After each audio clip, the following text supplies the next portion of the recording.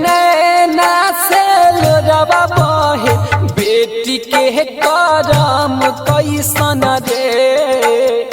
मैना के नैना से लोरवा बहे, बेटी के करम कैसन रे। सुघर गौरा मोरा धियावा के, भाग में बलम कैसन रे।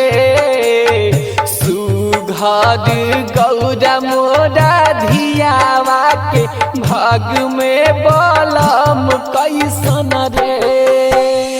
डीजे मनीष रक्सौल।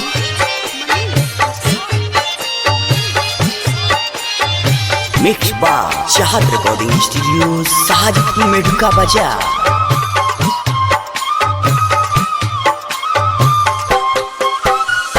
अपनी पुतरिया के जोरे ही होत बा धरम कैसन रे। अपनी पुतरिया के जोरे ही होत बा धरम कैसन रे। सुघर गौरा मोरा धियावा के, भाग में बलम कैसन रे। सुघर गौरा मोरा धियावा के, भाग में बलम कैसन रे।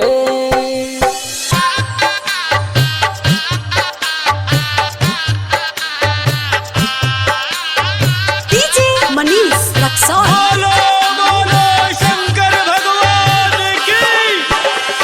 बेटी मोह माया में बुझली न, होला कहमरम कैसन रे। बेटी मोह माया में बुझली न, होला कहमरम कैसन रे। सुघर गौरा मोरा धियावा के, भाग में बलम कैसन रे। सुघर गौरा मोरा धियावा के, भाग में बलम कैसन रे। DJ Manish Raxaul. Mix by Pawan Raja.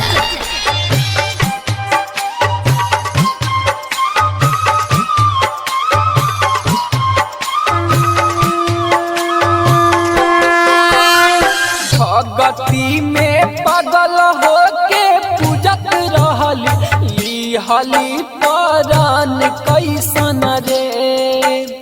भगती में पागल होके पूजत रहली, लिहली परान कैसन रे।